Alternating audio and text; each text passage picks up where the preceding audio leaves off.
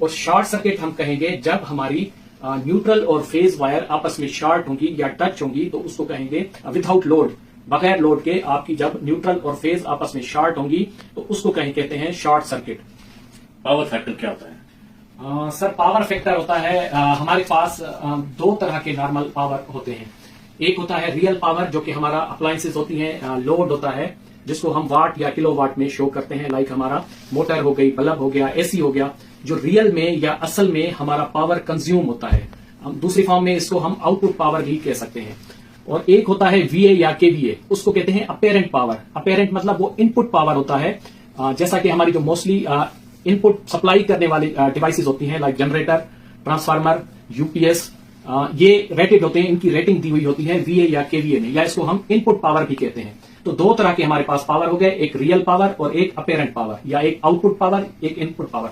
उन दोनों के रेशियो को कहते हैं पावर फैक्टर। उन दोनों के रेशियो को पावर फैक्टर कहते हैं। जैसे फर्ज करें आपका इनपुट पावर की निस्बत आउटपुट में कितने परसेंट आपका पावर कंज्यूम हो रहा है, इनपुट के रेफरेंस से कितने परसेंट आपका पावर कंज्यूम हो रहा है, तो उसको कहते हैं power factor. Normally power factor जो होता है 0.8 से 0.9 के दरमियान होता है। मतलब जितना भी हम इनपुट देते हैं उसका 80% से 90% पावर कंज्यूम होता है और 10 से 15% या 20% हमारा पावर लॉस होता है। तो पावर फैक्टर की बेसिक डेफिनेशन यही है, ratio of real power to apparent power is called power factor, या आप इसको कोसाइन एंगल बिटवीन करंट और वोल्टेज भी कह सकते हैं पावर फैक्टर। ये जितना पावर फैक्टर आपका ज्यादा होगा, लाइक यूनिटी 1 के करीब होगा, उतना क्या है आपका बिल या लॉसेस कम आएंगे।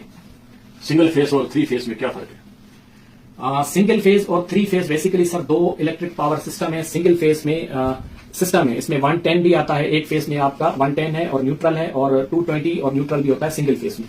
थ्री फेज में आपके 3 फेज होते हैं, उसमें आपका 380 से 400 तक वोल्ट आते हैं। तो ये थ्री फेज जो है मोस्टली आपका इंडस्ट्रीज में यूज होता है, और सिंगल फेज जो है ये होम अप्लायंसेज या रेजिडेंशियल एरिया में यूज होता है। 5 इलेक्ट्रिकल प्रोटेक्शन डिवाइस के नाम बताएं। प्रोटेक्शन डिवाइसेस सर हमारे क्या करते हैं, सिस्टम को या अप्लायंस को सेफ्टी देते हैं या प्रोटेक्शन देते हैं, जिनमें फ्यूज आ जाता है, एमसीबी आ जाता है, मिनिएचर सर्किट ब्रेकर, एमसीसीबी होता है, मोल्डेड केस सर्किट ब्रेकर, और आरसीडी होता है, आरसीबीओ होता है, एसीबी होता है, एयर सर्किट ब्रेकर, वीसीबी होता है, वैक्यूम सर्किट ब्रेकर, और रिले होता है, ओवरलोड अंडरलोड रिले होते हैं, जीएफसीआई होता है, ग्राउंड फॉल्ट सर्किट इंटरप्रेटर। तो ये डिफरेंट डिवाइसेस होते हैं जो कि इलेक्ट्रिकल, जिनका बेसिक फंक्शन इलेक्ट्रिकल प्रोटेक्शन देते हैं। इंटरलॉकिंग किसे कहते हैं? इंटरलॉकिंग सर बेसिकली वहां पे इंटरलॉकिंग का मकसद ये है, फर्ज करें आपके पास 2 डिवाइसेस या 2 कंपोनेंट हैं और वो दोनों पैरेलल चलते हैं, मतलब एक वक्त में एक आपका चलता है, या उसमें ऐसी लॉजिक सेट की जाती है कि एक वक्त में आपका एक ही चले, दोनों ना चले। तो उन डिवाइसेस को इंटरलॉकिंग के मेथड से कनेक्ट किया जाता है। मोस्टली ये सेफ्टी पॉइंट ऑफ व्यू से यूज होता है, ताकि आगे आपके लोड अफेक्ट ना हो, एक वक्त में आपकी एक ही अप्लायंस चले। सॉकेट में 3 पिन होती हैं, उसमें से एक मोटी क्यों होती है? सर सॉकेट में 3 पिनें होती हैं, एक फेज की होती है, एक न्यूट्रल की होती है, और तीसरी जो होती है वो अर्थ की होती है। जो अर्थ वाली पिन होती है वो थोड़ी सी मोटी होती है। अब वो मोटी क्यों होती है सर, इसका रीजन ये है कि उसमें बेसिकली एक लॉ है। अब कंडक्टर की साइज जितनी बड़ी होगी उसमें रेजिस्टेंस जो है, मज़ाहिमत, वो कम होती है।